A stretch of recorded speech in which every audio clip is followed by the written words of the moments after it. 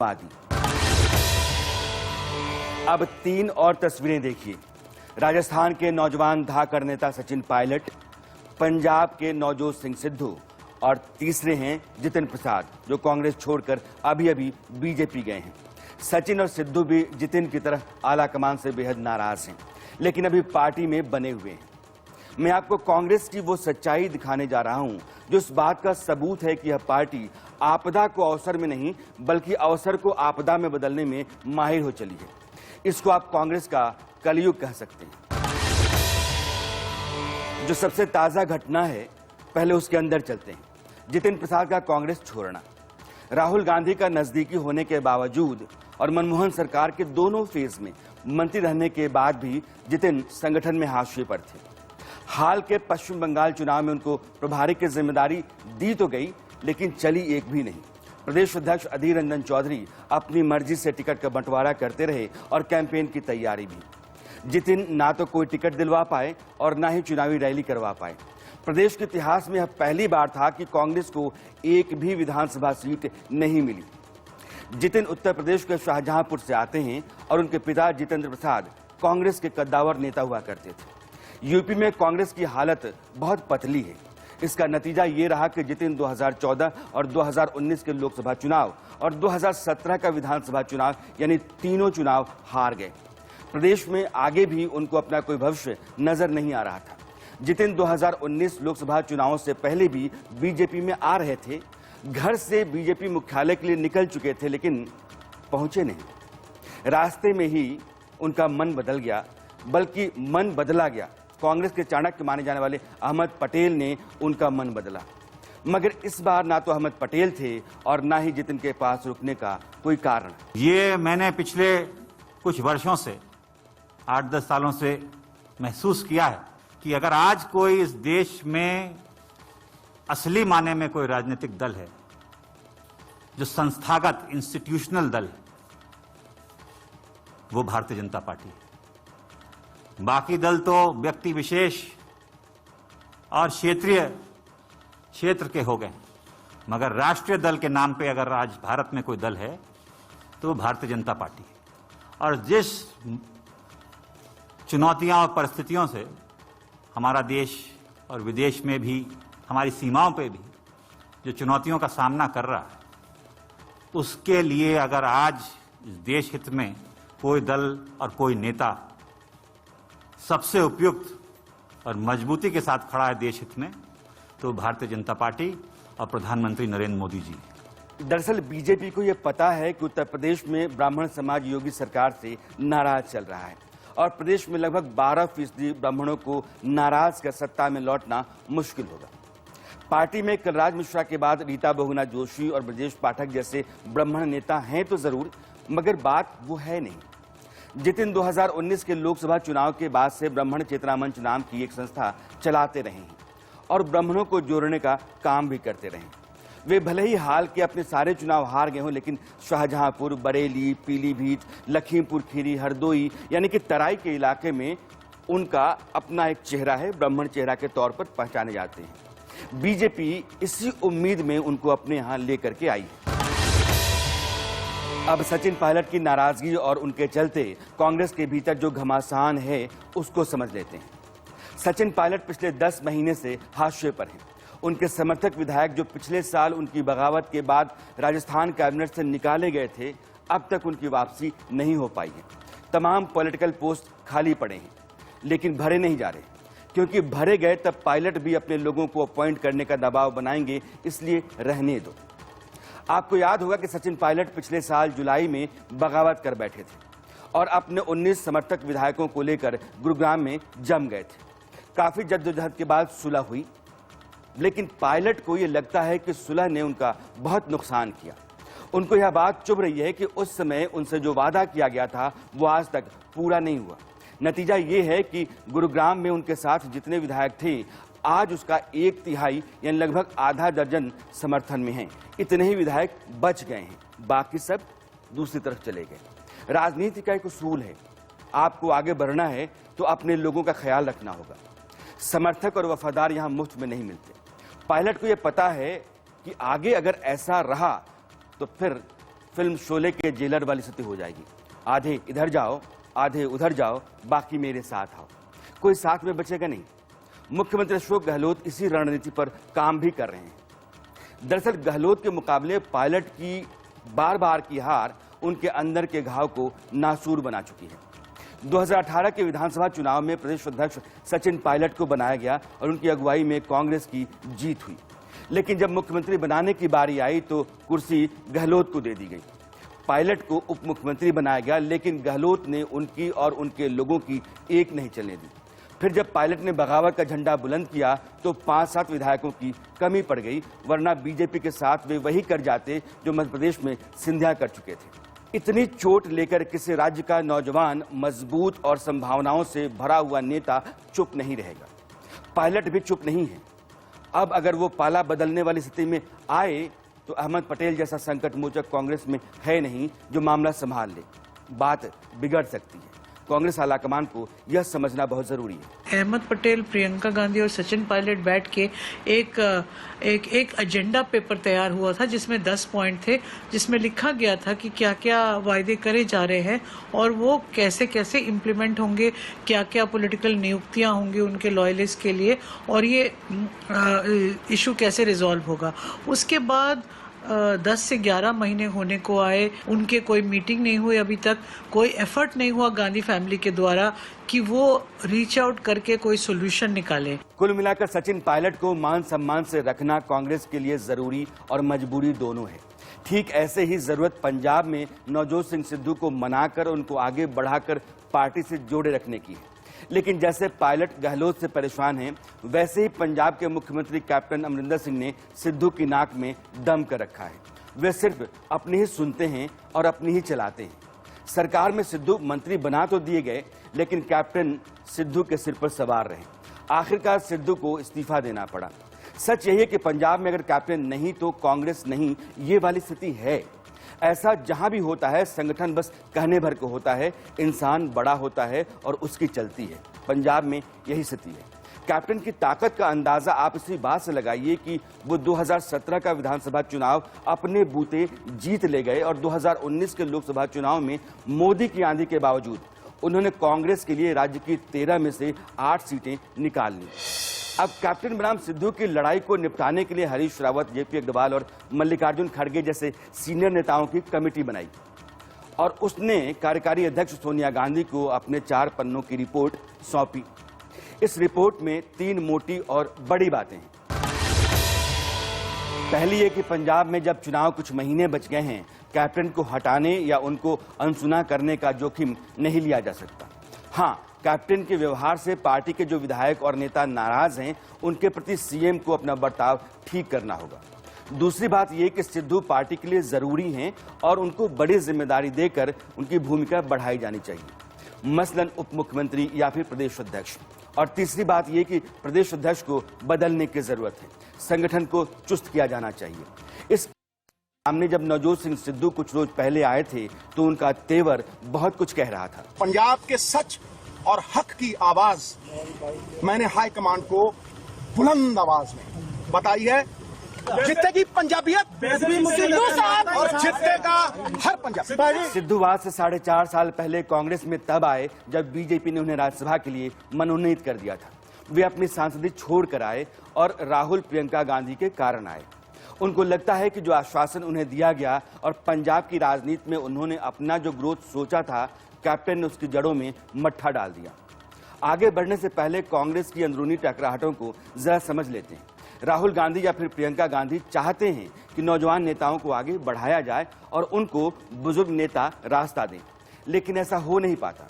राजस्थान में अशोक गहलोत, मध्य प्रदेश में कमलनाथ और दिग्विजय सिंह, तो पंजाब में कैप्टन अमरिंदर सिंह बरगद की तरह हैं जो अपने नीचे कुछ पनपने ही नहीं देते। ज्योतिरादित्य सिंधिया, जितिन प्रसाद, सचिन पायलट, आरपीएन सिंह, मिलिंद देवड़ा और नवजोत सिंह सिद्धू, ये नेता राहुल गांधी की पसंद के रहे, लेकिन पार्टी में सोनिया गांधी के भरोसेमंद बुजुर्ग नेता इन लोगों को धकियाए रहते हैं। दूसरी तरफ गुलाम नबी आजाद, कपिल सिब्बल, आनंद शर्मा, भूपिंदर सिंह हुड्डा और वीरप्पा मोइली जैसे पुराने और अनुभवी नेता हैं जो आज कांग्रेस आलाकमान के निशाने पर हैं। कारण ये है कि इन लोगों के साथ कुल 23 कांग्रेसी नेताओं ने पिछले साल अगस्त में कार्यकारी अध्यक्ष सोनिया गांधी को चिट्ठी लिखकर पार्टी संगठन में बदलाव की बात कही थी। इशारा ये था कि कांग्रेस का अध्यक्ष अब गांधी परिवार से बाहर का चुना जाए। तब से आज तक अध्यक्ष का चुनाव तो नहीं हुआ, लेकिन ग्रुप 23 की पूछ परख कम कर दी गई। 2019 के लोकसभा चुनाव में बुरी हार के बाद राहुल गांधी ने जुलाई में अध्यक्ष का पद छोड़ दिया था। उसके बाद सोनिया गांधी की तबीयत खराब होने के बावजूद कार्यकारी अध्यक्ष बनाया गया और पिछले करीब 2 साल से कार्यकारी अध्यक्ष की भूमिका वो निभा रही हैं, तमाम परेशानियों और तबीयत खराब होने के बाद भी। अब इस बात को समझिए कि सोनिया गांधी और उनके आसपास के लोग कांग्रेस को कैसे चला रहे हैं। दरअसल वे ना तो नौजवान नेताओं को आगे बढ़ाने को तैयार हैं और न ही पार्टी को बेहतर स्थिति में लाने के लिए संगठन में बदलाव की सलाह देने वाले अपने पुराने दिग्गज नेताओं की सुनने को। फिर तो संकट बढ़ेगा ही। इसी संकट ने ज्योतिरादित्य सिंधिया को बीजेपी में जाने पर मजबूर कर दिया। सिंधिया प्रकरण को भी गौर से सुनिए और समझिए। 2018 में मध्य प्रदेश में विधानसभा चुनाव थे। चुनाव से 6 महीने पहले कमलनाथ को प्रदेश अध्यक्ष बनाकर दिल्ली से भोपाल भेज दिया गया। बात तब सिंधिया को बनाने की थी और जाहिर है उनको यह फैसला पचा नहीं। सिंधिया को कैंपेन कमेटी का प्रमुख बनाया गया। यही जिम्मा उन्होंने 2013 में भी संभाला था। आगे अच्छा होगा इस उम्मीद में ज्योतिरादित्य सिंधिया ने चुनाव में पूरी जान फूंक दी। बीजेपी का सारा कैंपेन तब सिंधिया को फोकस करके ही चल रहा था। माफ करो महाराज, हमारा नेता शिवराज जैसे नारे तब लगाए जा रहे थे। जब नतीजा आया तो जनादेश कांग्रेस के पक्ष में था। सिंधिया के अपने इलाके ग्वालियर चंबल की 34 में से 27 सीटें कांग्रेस की झोली में गईं। आप यह भी कह सकते हैं कि 114 विधायकों के बहुमत की बाउंड्री पर कांग्रेस पहुंची तो उसमें इन सीटों की बड़ी भूमिका थी। लेकिन जब मुख्यमंत्री बनाने की बारी आई तो कमलनाथ को आगे कर दिया गया, जैसे राजस्थान में अशोक गहलोत को कर दिया गया था। इसके बाद अपमान का खेल शुरू हो गया। कमलनाथ के मुख्यमंत्री बनने के बावजूद प्रदेश अध्यक्ष का पद सिंधिया को नहीं दिया गया। उनके समर्थकों को अहम मंत्रालय नहीं मिले। सिंधिया के चिट्ठियों पर भी सरकार ने कोई सुनवाई नहीं की या कर ही नहीं रही थी। 2019 के चुनाव में ग्वालियर सीट से ना तो सिंधिया और ना ही उनकी पत्नी को टिकट दिया गया और आखिरकार राज्यसभा भेजे जाने को लेकर दिग्विजय सिंह के मुकाबले सिंधिया को पीछे कर दिया गया। मैंने पहले भी कहा था कि राजनीति में नौजवान, जनाधार का और संभावनाओं से भरपूर नेता देर तक इंतजार नहीं कर सकता। सिंधिया बीजेपी में चले गए और अपने समर्थकों, विधायकों के बूते उन्होंने कमलनाथ की सरकार गिरा दी और शिवराज सिंह की अगुवाई में बीजेपी फिर से सत्ता में आ गई। अपमान का जो खेल सिंधिया के साथ हुआ वही राजस्थान में सचिन पायलट के साथ चल रहा है और सिद्धू भी कमोबेश इसी हालत में है। कांग्रेस में राहुल गांधी कभी अध्यक्ष बने, फिर छोड़ दिया। सोनिया जी भी एक तरह से कार्यवाहक अध्यक्ष है। वो मतलब पूरी तरह से तो पार्टी कहती बार-बार अब चुनाव होंगे, तो राहुल गांधी आधे मन से और देखा जाए तो वही कंट्रोल भी कर रहे हैं, अभियान चला रहे हैं। लेकिन ट्विटर के जरिए या जो उनकी टीम में है, कुछ लोग जो राज्यसभा में भी चाहे आए, लेकिन जिनका एक अपना जड़ों से वास्ता था, ऐसे सब लोग पीछे होते जा रहे हैं। और उत्तर प्रदेश की चुनौती जो सामने खड़ी है 2022 के लिए, भारतीय जनता पार्टी, समाजवादी पार्टी, हर पार्टियां तैयारी कर रही हैं।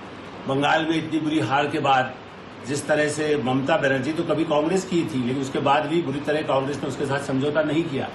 ये दिशाहीनता देश के राजनीति के लिए भी अच्छा नहीं है। लोकतंत्र में 2 बड़ी पार्टियां हों, विपक्ष हो। मैं तो हमेशा मानता हूं, जब ये कहा जाता है कि कांग्रेस मुक्त भारत हो, मैं मानता हूं कि कांग्रेस युक्त भारत हो, चूंकि एक विविधता के साथ और भाजपा हो, 2 बड़ी पार्टियां हो। आलोक मेहता जी देश के प्रतिष्ठित और बड़ी साख वाले पत्रकार हैं। उनकी बात बहुत दम रखती है। वैसे किसी भी पार्टी में नेताओं के बीच वर्चस्व की लड़ाई होती है, कोई नई बात नहीं है, होना भी चाहिए। लेकिन उसको सुलझाने और काबिल को आगे बढ़ाने की अपनी एक व्यवस्था पार्टी के अंदर होनी चाहिए। वह भी तब जब सामने बीजेपी जैसी पार्टी हो। आपके हर मजबूत नेता के लिए दरवाजा खोलने के मौके की ताक में रहती है। एक मजबूत मैसेज देने के लिए उस बीजेपी ने अपनी पार्टी की नीति में बहुत बड़ा बदलाव किया, एक नया अध्याय लिखा। असम में हेमंत विश्व शर्मा को समूचे पूर्वोत्तर का चाणक्य कहा जाता है। 2016 में जब असम में चुनाव थे तो हेमंत की ताकत बीजेपी ने समझी और उनको कांग्रेस से तोड़ दिया। 2016 में बीजेपी ने पहली बार असम में सरकार बनाकर इतिहास रच दिया और फिर पूर्वोत्तर के तमाम राज्यों में उसकी सरकार बनती चली गई। इसमें हेमंत की बहुत बड़ी भूमिका रही। इस बार असम में बीजेपी के दोबारा आने के पीछे भी हेमंत विश्व शर्मा की चाणक्य नीति ने बहुत काम किया। बीजेपी ने उन्हें इसका इनाम दिया। ऐसा पहली बार हुआ कि जिस नेता का कोई लंबा बीजेपी का साथ नहीं रहा, संघ से कोई रिश्ता नहीं रहा, उसको मुख्यमंत्री बना दिया गया। पिछले 10 साल, अगले 10 साल तक जो है 5 साल चलेगा, 5 साल और कांग्रेस की सरकार वहां नहीं है। और सिर्फ आसाम में नहीं, हेमंत विश्व शर्मा का जो पूर्वोत्तर में जिस तरह का एक संबंध है, संपर्क है, नेटवर्क है, तो अरुणाचल में भी उन्होंने कांग्रेस की पूरी सरकार को ही भाजपा में शामिल करा दिया, मणिपुर में सरकार भाजपा की बनवा दी, मेघालय में बनवा दी। तो कुल मिलाकर के वो एक तरह से वहां के कद्दावर रणनीतिकार बनकर उभरे हैं। और भारतीय जनता पार्टी ने उनकी इस कला को, इस कौशल को पहचाना और इसीलिए भले ही 2016 में उन्होंने उनको मुख्यमंत्री नहीं बनाया, सर्बानंद सोनोवाल को मुख्यमंत्री बनाया, लेकिन इस बार चुनाव से पहले न तो किसी का प्रोजेक्शन किया गया सीएम के रूप में, चुनाव जरूर सर्बानंद सोनोवाल के नेतृत्व में लड़ा गया, लेकिन बाद में कश्मकश हुई, लेकिन हेमंत विश्व शर्मा को मुख्यमंत्री बनाया गया। तो कांग्रेस का जो नुकसान था वो भारतीय जनता पार्टी का फायदा। तो कांग्रेस नेतृत्व को यह समझना चाहिए कि उसका कौन सा नेता उसके लिए कहां उपयोगी है। हेमंत विश्व शर्मा और कांग्रेस आलाकमान को लेकर विनोद अग्निहोत्री की राय से वे तमाम लोग वाकिफ होंगे जो दोनों को नजदीक से जानते समझते हैं, यानी कांग्रेस और हेमंत। बीजेपी ने हेमंत का भरपूर इस्तेमाल किया और उसका उन्हें इनाम भी दिया। आने वाले दिनों में ज्योतिरादित्य सिंधिया को भी मोदी कैबिनेट में जगह मिलने वाली है और उनके लोगों को मध्य प्रदेश में वाजिब अहमियत दी जाएगी। ये बात सही है कि सिंधिया काफी समय से खाली हैं, लेकिन बीजेपी संगठन उन पर नजर रखे हुए है। ऐसा कांग्रेस में नहीं हो पा रहा है और ऐसा लंबे समय से चल रहा है। जगन आज कांग्रेस के सीएम होते, लेकिन नहीं हुआ। जैसे हेमंत विश्व शर्मा असम में कांग्रेस की सरकार चला रहे होते, लेकिन आज बीजेपी की सरकार चला रहे हैं।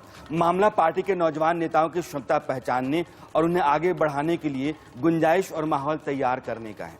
अगर आप राष्ट्रीय पार्टी हैं तो वैसे तो इस देश में खानदान की ही पार्टियां चलती हैं, लेकिन उस लकीर पर जब चलना मुश्किल हो, आला कमान की कमान ही ढीली पड़ रही हो, तो आपको अपनी नीति और नीयत दोनों बदलने पड़ेंगे। सामने मोदी अमित शाह की बीजेपी है, मगर कांग्रेस में यह हो नहीं रहा। कांग्रेस को आज की तारीख में सबसे अच्छे तरीके से जानने और समझने वाले वरिष्ठ पत्रकार रशीद किदवई को अगर आप सुनेंगे तो चीजें और साफ होंगी। माधव सिंधिया ने भी पार्टी छोड़ी थी, अर्जुन सिंह ने भी पार्टी छोड़ी थी, नरेंद्र तिवारी ने भी पार्टी छोड़ी थी, लेकिन सोनिया गांधी ने अपनी व्यवहार कुशलता से इन सब लोगों को वापस जोड़ा, समेटा और कांग्रेस को फिर खड़ा किया। उनका अटल बिहारी वाजपेयी से एक मुश्किल मुकाबला था, लेकिन उसमें उन्होंने कांग्रेस को सम्मानजनक तरीके से लाई, क्योंकि उनकी एक हैंडलिंग है, उनका एक जापानीज जो मैनेजमेंट होता है, method of management, maximum consultation, उसके द्वारा, और वो आवेश में आके या भावनाओं में आकर के कोई फैसले नहीं लेती है, निर्णय नहीं लेती है। इसलिए कांग्रेस का ये पूरा जो परिवार था ये संभला रहा। आज जो राहुल गांधी और प्रियंका गांधी में विशेष रूप से उस तरह की मैच्योरिटी का अभाव है, और जो छोड़ के जा रहे हैं उनको भी ऐसा लगता है कि वो तो ठीक है, लेकिन पार्टी का भविष्य जो है वो अच्छा नहीं है। तो इसलिए ये कांग्रेस को की समस्याएं जो हैं वो आज बहुत बड़े स्केल पे नजर आती है। दरअसल कांग्रेस देश की सबसे पुरानी पार्टी है। जाहिर है ज्यादातर नेता इसी से निकले होंगे और बगावत भी इसी में हुई होगी। प्रणब मुखर्जी, अर्जुन सिंह, माधवराव सिंधिया, नरेंद्र तिवारी, पी चिदम्बरम, तारिक अनवर, ये वो नेता हैं जिन्होंने पार्टी छोड़ी तो जरूर, लेकिन बाहर कामयाब हुए नहीं और आखिरकार लौटकर कांग्रेस में आ गए। लेकिन ममता बनर्जी, शरद पवार, जगन मोहन रेड्डी, मुफ्ती मोहम्मद सईद जैसे नेता बागी हुए, बाहर गए और अलग अलग प्रदेशों की बागडोर संभाल ली। इसका नतीजा ये हुआ कि कांग्रेस कई राज्यों से लगातार सिकुड़ती चली गई। अब आप ये समझिए कि आजादी के बाद से आज तक 17 आम चुनाव हुए और कांग्रेस ने 6 दफा पूर्ण बहुमत हासिल किया, जबकि 4 बार साझा सरकार चलाई। कुल मिलाकर आजाद भारत के 74 साल में 55 साल कांग्रेस का शासन रहा है। मगर आज देखिए कि इस पार्टी के सांसदों की संख्या लोकसभा में 51 पहुंच गई है, यानी नेता प्रतिपक्ष के लिए सदन के कुल सदस्यों की संख्या का 10% आपके पास होना चाहिए सीटों का आंकड़ा, और वो है नहीं। उतनी सीटें आज कांग्रेस के पास लोकसभा में नहीं। राहुल गांधी 2019 के चुनाव में अपनी परंपरागत सीट अमेठी हार गए। यूपी जैसे बड़े राज्य से एक सीट नहीं निकल पाई, बिहार में कोई सीट नहीं मिली और इस बार बंगाल के चुनाव में पहली बार ऐसा हुआ कि कांग्रेस को एक भी विधानसभा की सीट नसीब नहीं हुई। दुनिया के सबसे बड़े लोकतंत्र हिंदुस्तान में मुख्य धारा की राष्ट्रीय पार्टी के लिए ये चिंता की बात है और इससे बड़ी चिंता बंगाल के चुनाव के बाद पैदा हो गई है। ममता बनर्जी के चाणक्य और बंगाल में टीएमसी की प्रचंड जीत के रणनीतिकार प्रशांत किशोर यानी कि पीके देश में गैर बीजेपी और गैर कांग्रेस दलों को लामबंद कर 2024 की तैयारी में लग गए हैं। पीके इस कोशिश में हैं कि समूचा विपक्ष ममता को अपना नेता मानकर मोदी के खिलाफ अगले लोकसभा चुनाव में उतर जाए। इसी मकसद से वे मुंबई में एनसीपी अध्यक्ष और देश के दिग्गज नेता शरद पवार से मिले। प्रशांत किशोर को पता है कि अगर पवार ने नेताओं को जोड़ने का जिम्मा उठा लिया तो काम बहुत आसान हो जाएगा। अब इस तरह की लड़ाई में कांग्रेस कहां तक और कैसे टिकेगी उसको सोचना पड़ेगा। पार्टी में टॉप पर प्रॉब्लम है। ज्योतिरादित्य सिंधिया या जितिन प्रसाद या कल किसी और काबिल नेता का जाना उतनी बड़ी चुनौती नहीं होती अगर राहुल गांधी या प्रियंका गांधी उतने तेवरदार और दमदार नेता होते। पहले भी नेता गए लेकिन पार्टी इस तरह कमजोर नहीं हुई जैसी आज है। देश के मूड में बदलाव हो रहा है। किसान आंदोलन और कोरोना के हमले के बाद जमीन पर लोगों की राय काफी हद तक बदली है और ममता इस बदलाव को महसूस कर रही है। इसलिए अब वे टीएमसी को बंगाल से बाहर ले जाने और खुद को देश के स्तर पर प्रोजेक्ट करने की तैयारी में लग गई है। जाहिर है पीके इसमें उनके मेन स्ट्रैटेजिस्ट होंगे। 2014 में नरेंद्र मोदी की अगुवाई में देश में पहली गैर कांग्रेसी बहुमत वाली सरकार बनी। उसके पीछे पीके का ही मैनेजमेंट था और अब 2024 में गैर बीजेपी और गैर कांग्रेस सरकार बनाने के फॉर्मूले पर काम शुरू हुआ है तो उसके पीछे सूत्रधार पीके ही हैं। पीके ने अपने इलेक्शन मैनेजमेंट के बूते नरेंद्र मोदी, नीतीश कुमार, जगन मोहन रेड्डी, ममता बनर्जी और एमके स्टालिन जैसे नेताओं को सत्ता तक पहुंचाया। लेकिन कहा जाता है कि यही पीके जब राहुल गांधी के पास गए थे तो राहुल को वे समझ में नहीं आए। मोदी के पास 2012 में गए तो उनको पीके में अलादीन का चिराग नजर आया। मैं फिर कहता हूं, मामला सही समय पर सही फैसला लेने का है, सही लोगों को सही जगह पर रखने और इस्तेमाल करने का है, सही तरीके से सही काम को अंजाम देने का है। लेकिन कांग्रेस में जब ऊपर ही कुछ सही नहीं दिख रहा है तो ये सारे सही खाली खाता बही बन जाते हैं, उसका बंडल हो जाते हैं। समस्या है और दुनिया के सबसे बड़े लोकतांत्रिक देश में मजबूत विपक्ष का ना होने का संकट भी। और सत्य में आज इतना ही। अगले हफ्ते मेरी मुलाकात आपसे फिर होगी। मामला कोई नया होगा, मुद्दा नया होगा। तब तक के लिए नमस्कार।